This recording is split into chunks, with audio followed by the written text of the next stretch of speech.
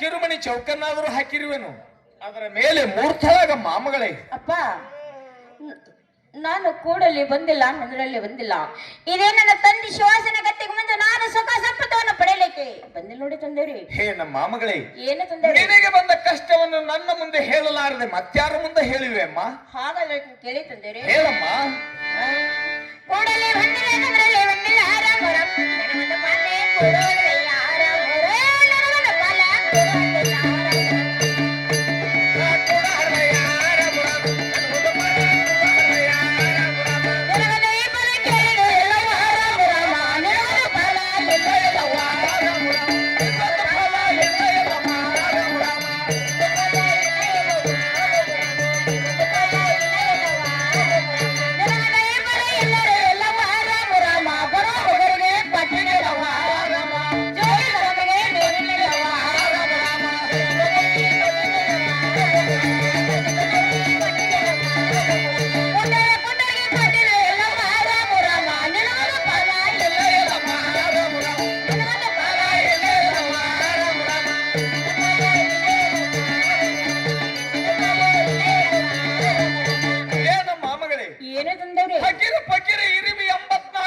ಜೀವರಾಶಿಗಳಿಗೆ ಫಲಸಂತಾನ ಕೊಟ್ಟು ಸೆರೆ ಹೋಗಿದೆಯಮ್ಮ.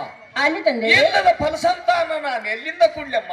ಸುಮ್ಮನೆ ಬಂದ ದಾರಿಯಿಂದ ಮರಳಿ ಹೋಗಮ್ಮ ಮಾಮಗಳೇ. ಅಪ್ಪ, ತಾವು ಫಲಸಂತಾನ ಕೊಟ್ಟಿದ್ದರೆ ನಾನು ಮರಳಿ ಮನೆಗೂತ್ತೇನೆ. ಇಲ್ಲವಾದರೆ ತಾವು ಫಲಸಂತ ಕೊಡದಿದ್ದರೆ ಇದೇ ನನ್ನ ತಂದೆ ಶಿವಾಸನ ಗತ್ತಿಗೆ ಮುಂದೆ ನಾನು ತೆರಳಿಕೊಂಡು ಪ್ರಾಣ ಕೊಡಲಿಕ್ಕೆ ಹೇಳಿದ್ದಾರೆ.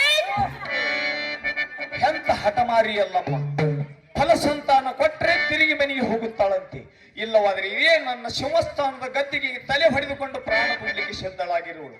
ಏನಮ್ಮ ಮಾಮಗಳೇ, ನನ್ನಲ್ಲಿರುವುದು ಒಂದೇ ಒಂದು ಫಲಸಂತಾನ. ಅದು ಯಾವುದು ತಂದೆ? ಅದು ಯಾವುದೆಂದರೆ ವೀರ ಪರಶುರಾಮ.